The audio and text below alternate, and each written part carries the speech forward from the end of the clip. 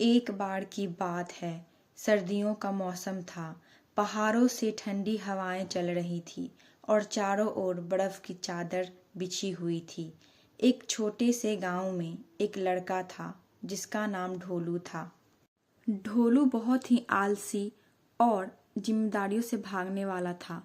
वह ठंड से बचने के लिए हमेशा रजाई में दुबका रहता और काम करने से कतराता था। गांव के बुजुर्गों ने उसे कई बार समझाया कि ठंड के मौसम में भी मेहनत करनी चाहिए, क्योंकि यह समय कठिनाइयों का सामना करने का सबक देता है। लेकिन ढोलू उनकी बातें सुनकर हंस देता है और कहता है, मैं ठंड में कुछ नहीं कर सकता, मुझे बस आराम करना है। एक दिन गांव में अचानक से बिजली चली गई। ठंड इतनी ज्यादा थी कि ढोलू को लगने लगा कि अब रजाई में भी ठंड सहन नहीं हो पाएगी। उसे भूख भी लग रही थी, लेकिन उसने सर्दी के लिए कोई तैयारी नहीं की थी। उसके घर में लकड़ी और अनाज भी खत्म हो चुका था। वह मदद के लिए अपने पड़ोसी प्रवेश काका के घर गया।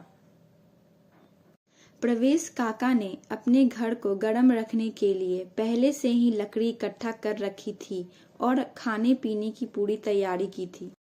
प्रवेश काका ने उसे समझाते हुए कहा, ढोलू, जिंदगी में ठंड जैसी कठिन समय से बचने के लिए मेहनत और तैयारी जरूरी होती है। ढोलू ने ठान लिया कि अब वह आलस नहीं करेगा, कठिन समय से बचने के लिए खुद को तैयार रखेगा। अगले साल जब ठंड आई तो वह पूरी तरीके से तैयार था। इस कहानी से हमें यह सीख मिलती है कि जीवन में कठिनाइयों का सामना करने के लिए मेहनत और समय पर तैयारी करना बहुत जरूरी है।